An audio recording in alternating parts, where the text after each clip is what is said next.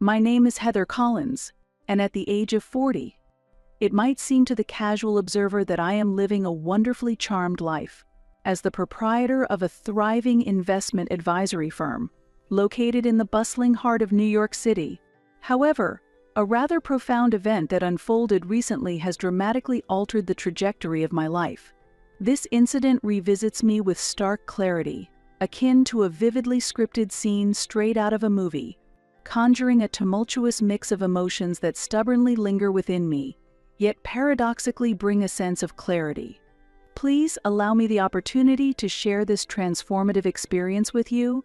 Everything started with an elaborate plan to celebrate the 40th wedding anniversary of my parents with an unforgettable trip to Hawaii.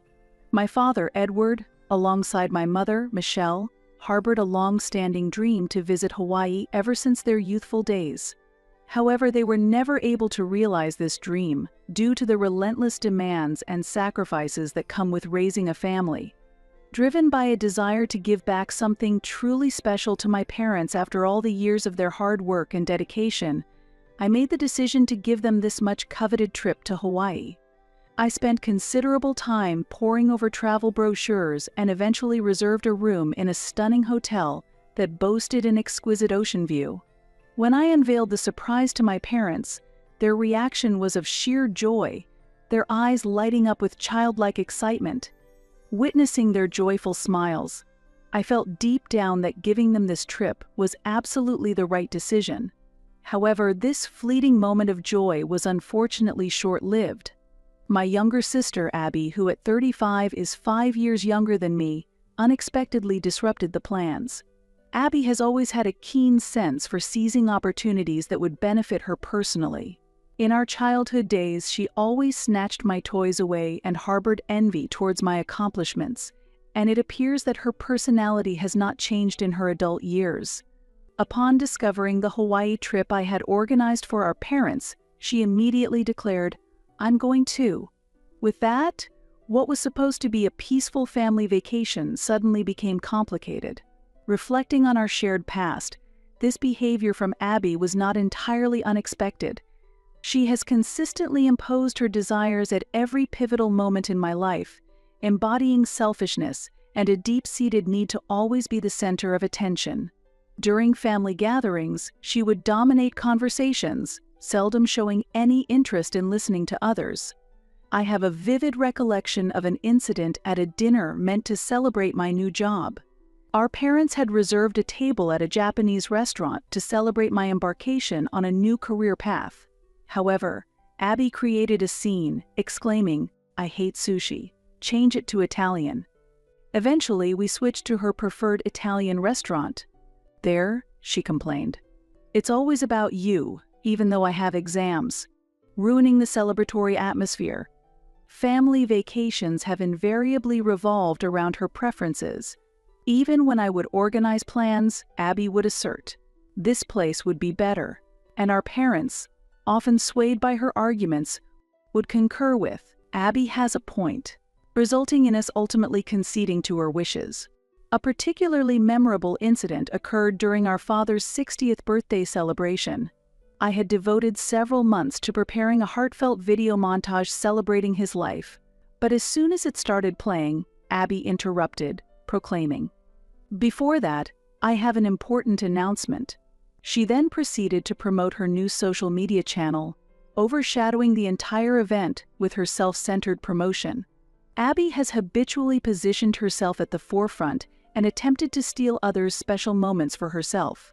Our family has perennially excused her behavior, rationalizing it with, "It's just Abby." But this has only served to further enable her self-centered tendencies. I could foresee this trip possibly unfolding in much the same way. Initially, I contemplated refusing her participation, but as has often been the case, the words of my parents, "Let's all go as a family since it's a special occasion," persuaded me to relent. I reluctantly consented, despite my reservations about potentially spoiling the celebratory atmosphere by engaging in an argument with my sister. I cautioned Abby, "Please don't do anything selfish this time," to which she nonchalantly replied, "Of course I know." Despite my numerous reservations, I opted to regard the trip as a valuable opportunity for a family vacation, especially since we had not traveled together since reaching adulthood. On the day of departure, we all gathered early at the airport, filled with excitement about our long-anticipated family trip. We boarded the plane to Hawaii, and throughout the flight, Abby was preoccupied with taking selfies and uploading them to her social media platforms, excitedly exclaiming, "It's my first time going to Hawaii." Her apparent innocence and joy did little to alleviate my growing apprehensions. Upon our arrival at Honolulu International Airport in the late evening, the taxi ride to the hotel was spent with my parents fondly reminiscing about their younger days while admiring the scenic streets of Waikiki, which provided me with a modicum of relief. At least they seemed genuinely happy. However, this peace was abruptly interrupted. As we approached the hotel's front desk to confirm our reservation, Abby suddenly interjected, "I'll handle the reservation." This was unusual since Abby typically deferred such responsibilities to me. As I listened to her interact with the front desk staff, I sensed that something was amiss. "Your reservation is for an ocean view suite?" The staff member informed us. I was taken aback, as I had indeed booked an ocean view room, but it was certainly not a suite. "Just wait a moment," I interjected as Abby swiftly responded, Yes, it's the suite," and proceeded to hasten the check-in process. My parents expressed their delight. A suite, really, which rapidly escalated my suspicions. As we made our way to our room after completing the check-in, I confronted Abby to clarify the situation. "What is going on? I booked a standard room," I demanded.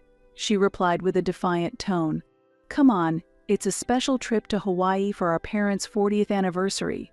Isn't a suite more fitting?" I called and had it upgraded. Hearing this, I felt something inside me about to burst. "An upgrade on your own initiative. What about the additional charges?" I inquired. "Of course you're paying, right? I already informed the front desk that you would cover it," she stated matter-of-factly. "Isn't a suite quite expensive?" my parents remarked, yet they appeared somewhat pleased. My father even endorsed her actions, stating, "Sometimes a little luxury is nice." My mother added more hurtful words, "You earn well, so it's perfectly fine for you to spend on your family occasionally." Although anger welled up inside me, I chose to suppress it this time, not wishing to spoil our parents' significant anniversary celebration. The room was indeed breathtaking in its view and size, which would usually impress anyone. However, my heart had already grown cold. "Hey, this view from the balcony is amazing. Thanks, Heather." Abby acted as though I had enthusiastically agreed to the upgrade, making me question if I had consistently been too accommodating with my family. Reflecting on the past, I realized that my family's financial exploitation began to intensify around the time my business started to flourish. It began with what my father termed a temporary loan. His business was experiencing difficulties, and he approached me, asking, "Could you lend me $30,000? At that time, my business was just beginning to turn a profit. That capital was crucial for expanding operations, yet I lent it to him, trusting his promise to repay it. Regrettably, not only did he fail to pay any interest, but he also never repaid the principal. My mother frequently reached out to me, almost on a monthly basis, lamenting, "We're really short on living expenses," attributing this financial shortfall to my father's diminished income. Observing the financial hardships faced by my parents, I felt an overwhelming obligation to contribute approximately $1,000 each month to alleviate their struggles. Additionally, I took on the full financial responsibility for Abby's education. She chose a private university with annual tuition fees exceeding $10,000, which our parents could never afford. It was an unspoken agreement within the family that I would bear this burden. The total expenditure neared $60,000, justified as, for my sister's future, which I could not refuse. Even after Abby graduated, I continued to underwrite her living expenses. More than a decade later, she has yet to secure any form of stable employment, and her various attempts at part-time jobs rarely lasted beyond a month. Despite this, she continued to indulge in dining out and going on trips under the pretense of job hunting with her friends, with all related bills invariably being forwarded to me. In stark contrast to the financial support I extended, my own lifestyle was decidedly modest. Despite being the owner of a company, my actual take-home salary was surprisingly less than that of my employees. I made it a habit to shop during sales, only purchasing new clothes a few times each year, and I resided in a 30-year-old apartment that had seen better days. Although the financial statements of my company might present a picture of health and profitability, my personal life was consistently constrained by a stringent budget. After long hours of overtime, I would return to my humble abode only to dine on instant noodles, and during holidays, I preferred to stay indoors to further curtail any unnecessary expenditures. The salary that could have been utilized for my personal enjoyment and comfort was instead consistently diverted to meet the financial needs of my family. Reflecting on the financial records, I had transferred over $500,000 to support my family in the past 5 years alone. Despite the immense financial burden, I had convinced myself that such sacrifices were just the normative expectations within a family context, and thus I endured it without complaint. Now, upon reflection, these financial sacrifices starkly symbolized the overarching narrative of my life. This ongoing situation came to a head during the Hawaii trip, prompting me to initiate a plan.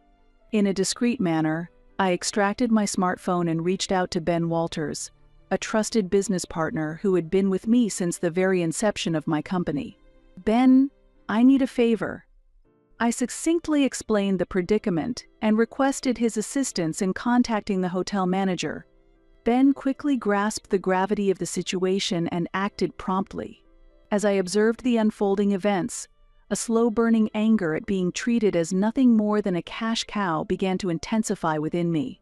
That evening, we collectively decided to enjoy a family dinner in the main dining room of the hotel, acquiescing to Abby's preference for that particular venue. Ordinarily, I would steer clear of such upscale dining establishments. However, considering the special nature of the trip, I chose to indulge this one time. The restaurant exuded a luxurious ambience, filled with the soothing sounds of live music in the background. Yet, as I perused the menu, my heart sank at the sight of the exorbitant prices. Appetizers alone were priced in the tens, and main dishes frequently exceeded $100. Without any apparent concern for cost, Abby immediately ordered the most expensive steak on the menu. The side dishes she selected, such as sautéed foie gras and truffle risotto, were equally lavish. Following her lead, my parents casually ordered from the high-end selections available. My father even suggested, "Since we're here, let's go ahead and order the finest wine available," while Abby nonchalantly ordered opulent seafood dishes as casually as if she were selecting a meal from a takeout store. As I watched them nonchalantly order one luxurious dish after another, a sense of suffocation began to envelop me. Did they truly believe my financial resources were infinite? They seemed utterly oblivious to the extent of my daily economizing. I am not inherently wealthy.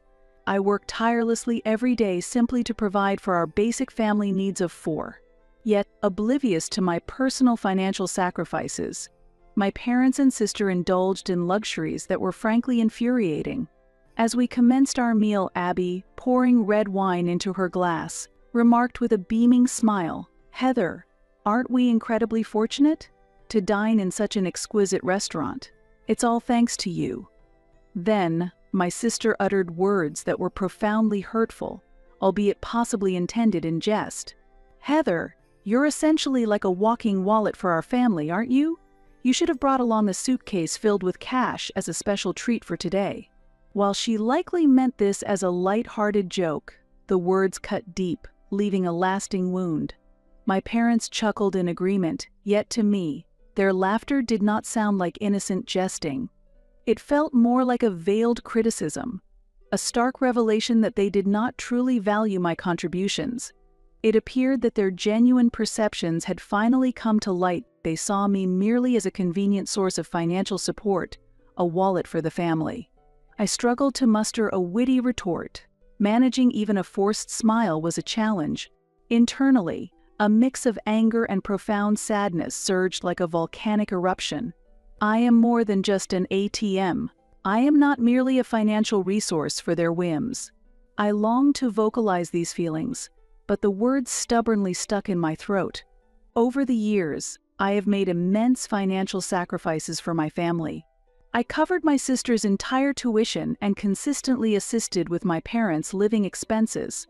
Despite these substantial contributions, they have never truly expressed gratitude and have taken my financial support for granted as if it were their due. This dessert platter looks tantalizingly delicious as well, doesn't it? Heather, could you please? My sister nonchalantly requested, pointing at the dessert menu with the same sense of entitlement that had always characterized her demands. Clenching my teeth behind a polite smile, I responded, "Of course." As the meal drew to a close, it was time to settle the bill. The waiter approached our table, presenting the bill on a polished silver tray. Seizing the moment to escape the mounting tension, I excused myself, stating, "I need to make a quick phone call," and stepped away from the table. In a secluded corner, I made a final confirmation call to Ben. Upon my return to the restaurant, I found Abby still indulging in her dessert. "I have a small errand to attend to, so I'll head back to our room first," I informed them calmly. "Where are you going?" Abby inquired, a puzzled expression crossing her face. "I'll be right back," I reassured her and proceeded to leave the restaurant. As I exited, the echoing laughter of Abby and my parents lingered in the air, sounding almost mocking in its tone.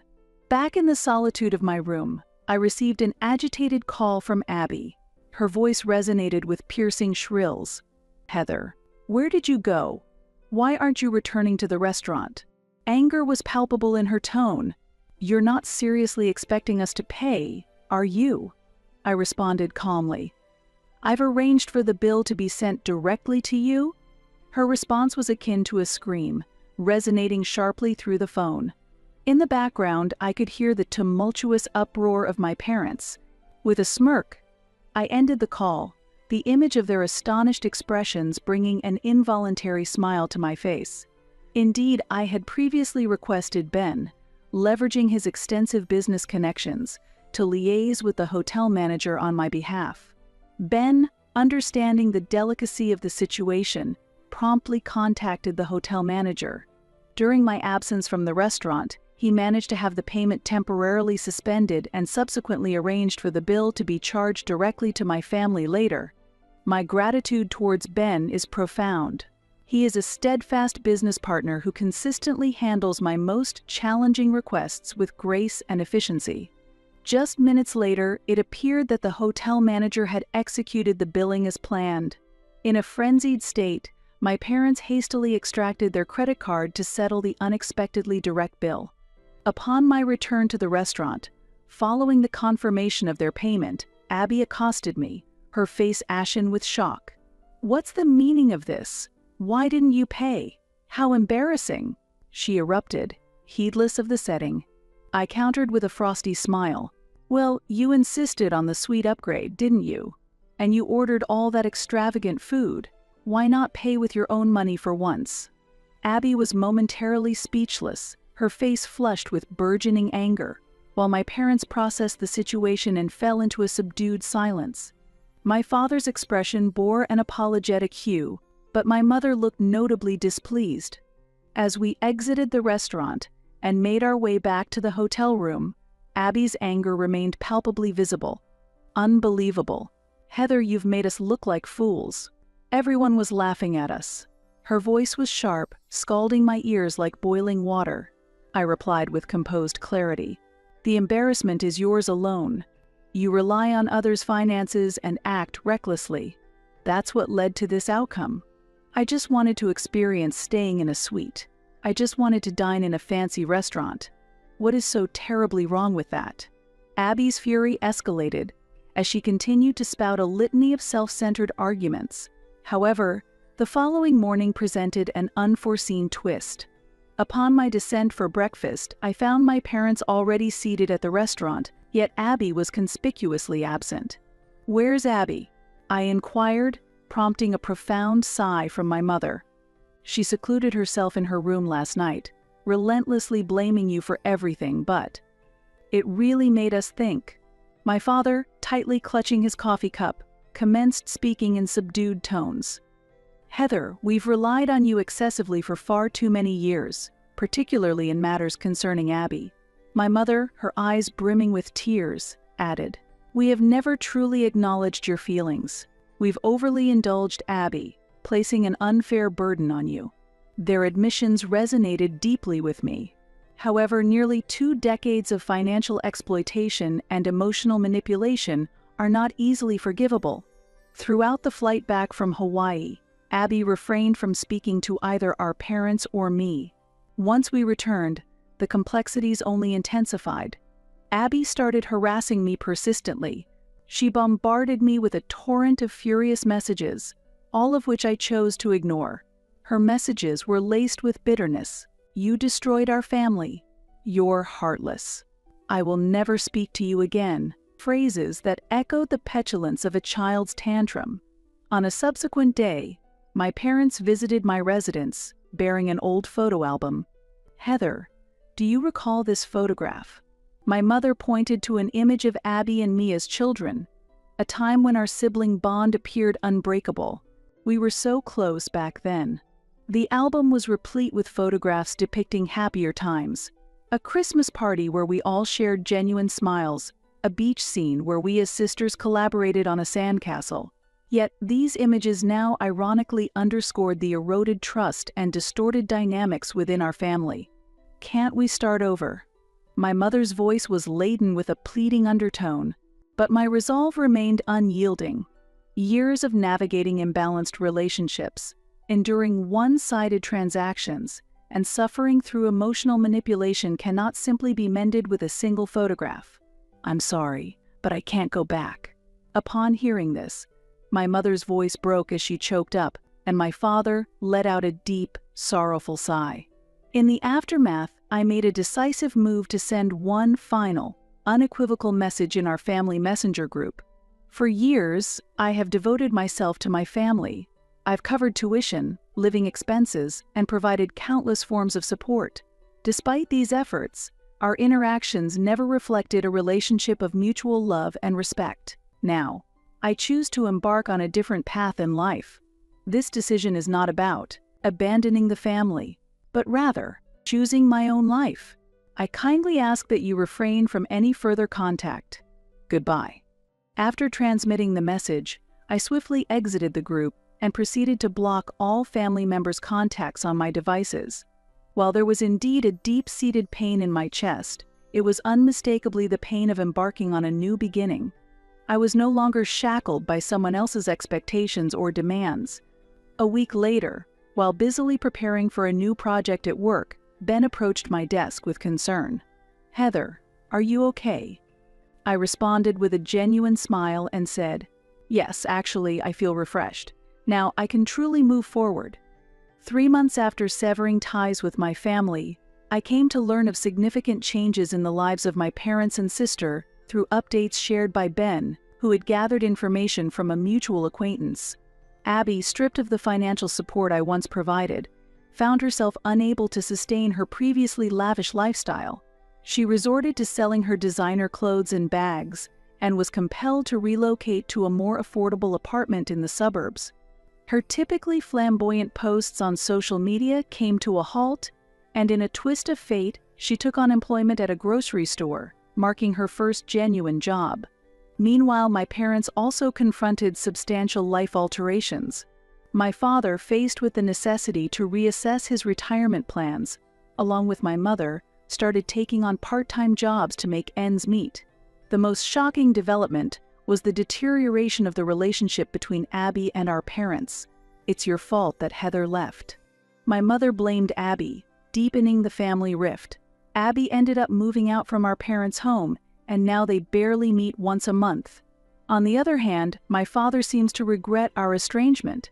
According to Ben, he was occasionally seen lingering outside my company's building, though he never ventured inside. My mother, seeking some form of solace and understanding, began attending community counseling sessions, and started to come to terms with their past mistakes. She has even confessed to neighbors. We treated our daughter like a cash cow, acknowledging their misguided actions. Ironically, this painful separation might have been a necessary catalyst for change for them as well. Abby was forced to confront true independence for the first time, and my parents had to contemplate a more pragmatic approach to their lifestyle. Although it may have been a painful change, it was likely a necessary process for their growth. While I do not directly confirm their current status, through sporadic pieces of information, I sense that they, too, are gradually beginning to forge new paths in their lives. It's not an easy journey, but at least they have broken free from our previously unhealthy mutual dependency. I have no regrets about my decisions. In fact, I am convinced that I made the right choice. I now feel a profound sense of liberation from my family. This liberation is akin to being released from a burdensome yoke that had weighed heavily upon me for years. However, nestled deep within me, there lingers a slight unease. Should I really continue to maintain this severance from my family? Was my decision truly the correct one? Such questions occasionally flutter through my thoughts. But I promptly quash these doubts. I have ceased sacrificing my well-being for the sake of my family. From this point forward, I am resolved to pursue a life focused solely on my own happiness.